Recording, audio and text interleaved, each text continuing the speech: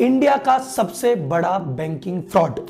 ये कितना बड़ा बैंकिंग फ्रॉड है, इसको इस बात से अंदाजा लगा सकते हैं कि नीरव मोदी जो घोटाला करके गए थे वो घोटाला था 11,356 करोड़ का, और हमारे विजय माल्या जी जो घोटाला करके गए थे वो थे 9,000 करोड़ का। तो ये दोनों घोटाले मिलके होते हैं 20,356 करोड़ के, और एबीजी शिपयार्ड अकेला घोटाला है 22,842 करोड़ का। तो इस घोटाले ने मोदी और माल्या दोनों को पकड़ के एक साथ पीछे छोड़ दिया है। तो क्या थी इसके पीछे की कहानी, ये आखिर ये एबीजी शिपयार्ड कंपनी करती क्या है, इन्होंने लोन उठाया तो कैसे उठाया, इसमें आखिर क्या कमी हो गई, और अब इस बैंक में जिसका इतना बड़ा पैसा डूब गया है उसकी बैलेंस शीट पे क्या इंपैक्ट आएगा, आइए करते हैं डिटेल की स्टडी। तो अगर आप चैनल पे नए हैं तो चैनल सब्सक्राइब कर दीजिए, नहीं तो वीडियो को लाइक करना शेयर करना बिल्कुल मत भूलना। बिना समय वेस्ट करे करते हैं घोटाले की शुरुआत।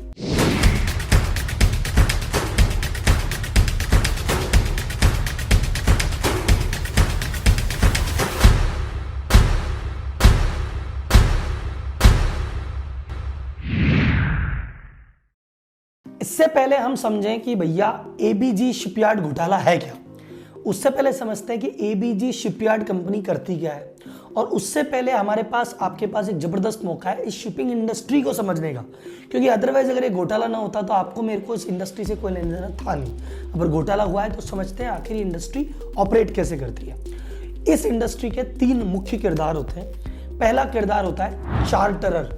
चार्टरर कौन होता है? बेसिकली वो व्यक्ति जिसको शिप की जरूरत है अपना माल लाने और ले जाने के लिए। वो आप भी हो सकते हैं, मैं भी हो सकता हूँ। नॉर्मली कोई बहुत बड़ी कंपनी होती है, जैसे सपोज अपने कहा Hyundai ने कहा कि भाई साहब हमें इंडिया से हमने कारें बनाई है, बाहर भेजेंगे, या बाहर की कारें हैं इंडिया में मंगानी है, तो इंपोर्ट और एक्सपोर्ट के लिए ये उसको शिप की जरूरत पड़ती है। अब हम बोलेंगे भैया शिप से क्यों, हवाई जहाज से ही भेज दो। बोले नहीं साहब, हवाई जहाज और सी का कंपैरिजन करें तो सी फेयर 5 गुना सस्ता पड़ता है।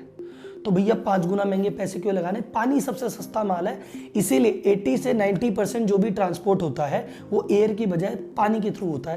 तो अब भैया चार्टरर है, Hyundai चार्टरर है, मैं चार्टर हूँ, मुझे चाहिए भैया मेरा माल है ना, मेरी कार मुझे यहाँ से अफ्रीका भेजनी है भाई।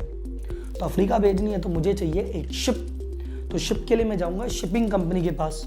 तो एक शिपिंग कंपनी है, वो कहती है चलो ऐसा है हम दे देते हैं शिप, लेकिन देखो ऐसा है कि हमको आपको पैसे देने पड़ेंगे। वो पैसे क्या होते हैं? Freight charges. मैं फ्रेट चार्जेस दूंगा। फ्रेट चार्जेस किसके? वो क्या करेगी? वो एजेंसी कहती है देखो मेंटेनेंस हम कर रहे हैं, स्टाफ हम कर रहे हैं, क्लियरेंस हम लेंगे और तेल हम डलवाएंगे, तो फ्रेट चार्ज दो। आप एक फ्रेट चार्ज देते हो और उस माध्यम से आपका चला जाता है। डन। अब बात आती है शिपिंग कंपनी शिप कहाँ से लाएगी? शिपिंग कंपनी को भी तो शिप चाहिए बनाने के लिए। तो शिपिंग कंपनी शिप बनाने के लिए जिन कंपनियों को बोलती है उन कंपनीज को कहते हैं शिप यार्ड। वो शिप यार्ड होते हैं और वो शिप बनाते हैं। तो एक कोचिन शिपगार्ड है जो कि सरकारी कंपनी है, पीएसयू है, और सरकारी जहाज ज्यादातर वो बनाती है। यह है एबीजी शिपयार्ड जो कि अपने तरह की प्राइवेट सबसे बड़ी शिप बनाने वाली कंपनी थी। चार्टरर कहता है भैया मुझे शिप चाहिए, शिपिंग कंपनी कहती है ठीक है मेरे पास तो अभी 10 शिप है, लेकिन उसको लगता है डिमांड बहुत आ रही है, वो कहता है 2 शिप और लगेंगे। वो शिपयार्ड कंपनी को बोलती है भैया 2 शिप बना के दो। अब एक शिप की एवरेज कॉस्टिंग 40 करोड़ से लेकर 100 करोड़ के बीच में आती है, और एक शिप को बनने में 2 साल से 3 साल का टाइम लगता है। तो ये जो शिपयार्ड कंपनी है इनके पास एडवांस में बहुत सारे ऑर्डर रहते हैं। अब इस शिपिंग इंडस्ट्री का बूम काल कब चालू हुआ था? जैसे ही 1991 हुआ, लिबरलाइजेशन हुआ, उसके बाद से मार्केट खुलने लग गए, और ना सिर्फ इंडिया के पूरे इंटरनेशनल मार्केट में खलबली मच गई और बम्पर व्यापार हुआ। जब बम्पर व्यापार है, इंपोर्ट एक्सपोर्ट है, तो भैया बहुत ज़्यादा गुड्स आएंगे जाएंगे, तो बहुत ज़्यादा शिप की जरूरत पड़ेगी। तो शिपिंग कंपनियों ने बहुत सारे ऑर्डर दिए और शिपयार्ड कंपनियों की बल्ले बल्ले हो गई कि भैया ऑर्डर पे ऑर्डर, ऑर्डर पे ऑर्डर, बहुत सारे ऑर्डर उनके पास आ गए और करोड़ों रुपए कमाए भैया, नोटों में नहाए ये लोग। तो एबीजी शिपयार्ड ने भी खूब पैसे कमाए और जीवन के आनंद लिए साहब 2007 खूब। लेकिन क्या हुआ 2008 में, आपको सबको पता है क्या हुआ, फाइनेंशियल क्राइसिस आ गया। और फाइनेंशियल जब क्राइसिस आ गया तो भाई साहब पूरी गवर्नमेंट ने अपने अपने हाथ खींच लिए, इंपोर्ट एक्सपोर्ट कम हो गया। अब इंपोर्ट एक्सपोर्ट कम हो गया तो चार्टरर ने शिपिंग कंपनी को कहा भैया नहीं भेजना माल, कैंसिल।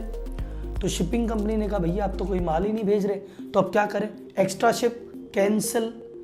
अब भाई साहब 2007 में ऑर्डर दिए हुए हैं काफी शिप्स के, बहुत शिप्स के ऑर्डर दिए हुए, 2008 में आके बोल दिया कैंसिल। अब जितनी उसके शिप्स अनसोल्ड रह गए कि ठीक है मैंने तो 4 शिप बना दिए, मेरे तो 400 करोड़ रुपए भैया पड़े, क्या करें इसका। अच्छा, जो शिप रास्ते में चल रहे हैं अब उनमें तो लेबर लग गई, पैसे लग गए, कैपिटल लग गई, उसका क्या करें साहब। तो 2008 के बाद शिपिंग कंपनियों की हालत टाइट होने लग गई और एबीजी शिपयार्ड भी उनमें से एक थे।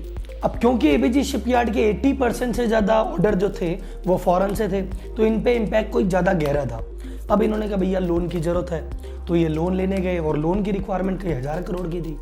तो जब भी इतने बड़े अमाउंट की ज़रूरत होती है तो इसमें जो दाल में काला वाली चीज़ें हैं वो अब चालू होती है कि जितनी भी इतने बड़े अमाउंट की डील होती है तो उसमें एक पीएसयू लीड बैंकर बनता है।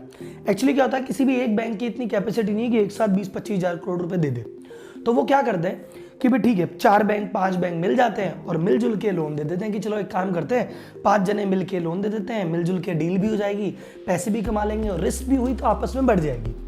तो एक क्या होता है, पीएसयू बैंक जो कि पब्लिक सेक्टर का बैंक है, SBI, PNB, bank of Baroda, इस तरह के लीड लेते हैं, बाकी सबको जोड़ते हैं। लेकिन इस केस में आईसीआईसी बैंक ने लीड ली, उसने कहा भैया 7000 करोड़ रुपए मेरे, और बाकी धीरे धीरे करके उसने 28 बैंकों का कंसोर्टियम बनाया और सबने मिलके ये अमाउंट इनको दिया। अब इनमें क्या क्या जो पंगे हैं कि रजी इसको घोटाला कह रहे हैं, घोटाला, आखिर इसमें घोटाला क्या है। पहला जो इसमें घोटाले के लक्षण वो लगते हैं वो ये है कि देखो सर, लोन देने का टाइमिंग, अगर ये लोन 2008 के पहले दिया जाता कि भैया 2008 के पहले लोन खूब बांटो ना यार, उसमें मार्केट में हरियाली थी, पैसा ही पैसा था, ऑर्डर ही ऑर्डर थे, बूम ही बूम था, तो खूब पैसे बांटो, हमको भी समझ में आता है, बैंक भी बोलेगी हाँ यार इतना ज्यादा बढ़िया बैलेंस शीट थी, दे दिया, और हम भी कहते हैं ठीक है भैया ऐसे आदमी को नहीं दोगे तो किसको दोगे। बल्कि बैंकें लड़ा करती थी आपस में कि मैं दूंगा, तो 8 के पहले समझ आ था, पर 8 के बाद भैया जब नुकसान हो गया, जब नए ऑर्डर है नहीं, पुरानी स्टॉक इन्वेंट्री अटकी पड़ी है, फंसी पड़ी है, नुकसान बढ़ता जा रहा है, तब आपने उस समय लोन क्यों दिया। सेकंड जो फैक्टर आता है कि भैया देखो, अगर आपको एक कार का लोन लेना हो, बाइक का लोन लेना हो, तो बैंक कहती है भैया बैंक स्टेटमेंट लेके आओ, सिबिल स्कोर बढ़िया होना चाहिए, ये 3000 रुपये की चीज़ बाउंस क्यों है, बहुत छोटी छोटी चीज़ें नोटिस करती है। तो आपको हमको क्या लगता है कि भैया जब एक बाइक का लोन देने में इतनी माथाफोड़ी है, जब एक 50,000 का क्रेडिट कार्ड देने में इतनी माथाफोड़ी है, तो 20-25 हज़ार करोड़ का लोन तो भैया देख दाख के दिया होगा। तो कितना देख दाख के दिया उसका मैं आपको एक थोड़ी सी बानगी दिखाता हूँ कि 2012 के आसपास लोन सैंक्शन हुआ है, 2010 में इनका प्रॉफिट 228 करोड़, 2011 में 188 करोड़, 2012 में 180 करोड़। यहाँ पे हम देखते हैं कि अगर बैंक से लोन लेना है तो प्रॉफिट आपका बढ़ता हुआ होना चाहिए, यहाँ प्रॉफिट घटता हुआ है। और प्रॉफिट की संख्या देखो, एवरेज प्रॉफिट कितना है 200 करोड़ के आसपास, और लोन ले रहे हो 20,000 करोड़ का, 10% भी ब्याज हो तो कितना चुकाना है 2000 करोड़। भैया इस प्रॉफिट से तो ब्याज ही नहीं निकलेगा, क्या सोच के दे दिया। तो पहला जो पंगा लगा कि टाइमिंग को लेके, दूसरा लगा भैया प्रॉफिट नहीं देखा, तीसरा चलो असेट देख के दिया कि भाई गारंटी क्या है इसके पीछे। तो हमने सबसे पहले देखते हैं उसकी लिक्विडिटी चेक करते हैं कि क्या अगला बंदा अपनी लायबिलिटी ढंग से चुकाने की सामर्थ्य में है कि नहीं। तो उस समय की अगर मैं इनकी बैलेंस शीट देखता हूँ, उस समय की बैलेंस शीट में इनकी जो असेट थी, करंट असेट उन असेट को बोलते हैं जो कि अगले 12 महीने में आराम से बेची जा सकती है और उससे करंट लायबिलिटी चुकाई जा सकती है। उस समय उनकी करंट असेट थी 5,540 करोड़ रुपए। तो इतनी असेट इनके पास है, ठीक है कोई बात नहीं, और उनकी लायबिलिटी थी 5,695 करोड़। तो वैसे देखा जाए तो भैया उस समय इनके पास इतनी संपत्ति नहीं थी कि अपनी करंट लायबिलिटी सारी चुका सके। लेकिन चलो 100-200 करोड़ की ऊपर नीचे की बात थी, समझा जा सकता है। लेकिन भैया बात 100-200 करोड़ की नहीं है, बात यह है कि वो जो 5,500 करोड़ की असेट है उसमें से भैया 3600 करोड़ रुपए के तो जहाज है जो तो अभी तक बिके ही नहीं और आगे चांस भी नहीं है, तो अगले 6 महीने 12 महीने में भैया बिकेंगे भी नहीं। तो अगर उन जहाज को मैं हटा दूं तो फिर तो ले दे के बचा ही गया, फिर तो लगभग 2280 करोड़ रुपए की असेट है, 5600 करोड़ रुपए की लायबिलिटी है। भैया आपकी असेट से 2.5 गुना ज्यादा की लायबिलिटी।